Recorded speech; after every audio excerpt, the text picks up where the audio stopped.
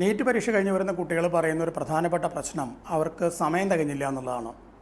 പല ക്വസ്റ്റ്യൻസും അവസാനം നല്ല എളുപ്പമുള്ള ചോദ്യങ്ങളുണ്ടായിരുന്നു, കാണാൻ പറ്റിയില്ല എന്ന് പറയുന്ന പലരെയും ഞാൻ കണ്ടിട്ടുണ്ട്. അതിനുള്ളൊരു മെത്തേഡാണ് ഇവിടെ പറയുന്നത്. നമ്മുടെ നീറ്റ് പരീക്ഷയ്ക്ക് 200 ചോദ്യങ്ങളും 3 മണിക്കൂറുമാണുള്ളത്. അപ്പോൾ നമ്മൾ ചെയ്യേണ്ടത് ക്വസ്റ്റ്യൻ പേപ്പറിനെ 2ആയിട്ട് ഡിവൈഡ് ചെയ്യുക, സമയത്തെ 3ആയിട്ടും ഡിവൈഡ് ചെയ്യുക.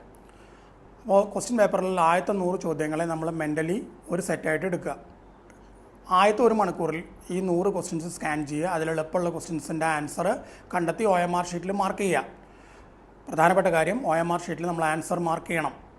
അടുത്ത 1 മണിക്കൂറിൽ ക്വസ്റ്റ്യൻ പേപ്പറിൻ്റെ സെക്കൻഡ് ഹാഫ് അടുത്ത 100 ക്വസ്റ്റ്യൻസ് ഇതേപോലെ സ്കാൻ ചെയ്യുക, OMR ഷീറ്റിൽ കറക്റ്റ് ആൻസർ മാർക്ക് ചെയ്ത് വെക്കുക. ഇനി 1 മണിക്കൂർ ബാക്കിയുണ്ട്, നമ്മൾ കുറേ ക്വസ്റ്റ്യൻസ് വിട്ടിട്ടുമുണ്ട്. ആ വിട്ട ക്വസ്റ്റ്യൻസിനെ 3ആയിട്ട് തിരിക്കുക. അതിൽ ആദ്യത്തെ സെറ്റ് പറയുന്നത് നമ്മൾ ഫസ്റ്റ് ഗ്ലാൻസിൽ ഏതാണ്ട് ഉത്തരം നമുക്കറിയാം, പക്ഷേ കുറച്ചധികം മാത്തമാറ്റിക്കൽ വർക്ക് ഉണ്ട്. അങ്ങനത്തെ ക്വസ്റ്റ്യൻസ് ആദ്യം വർക്കൗട്ട് ചെയ്ത് ആൻസർ കണ്ടുപിടിക്കുക. രണ്ടാമത്തെ സെറ്റ് പറയുന്നത് നമുക്ക് 2 ഓപ്ഷൻസ് കറക്റ്റ് അല്ല എന്ന് ഉറപ്പുള്ള ചോദ്യങ്ങൾ, ആ 2 ഓപ്ഷൻസ് മാറ്റി നിർത്തി ബാക്കി 2 നിന്ന് കറക്റ്റ് ആൻസർ കണ്ടെത്താനുള്ള ശ്രമം നടത്തുക. ഇനി നമുക്കൊരു ക്ലൂ ഇല്ലാത്ത ഒരു സെറ്റ് ഓഫ് ക്വസ്റ്റ്യൻസ് ബാക്കിയുണ്ട്, അവരെ എന്ത് ചെയ്യണം?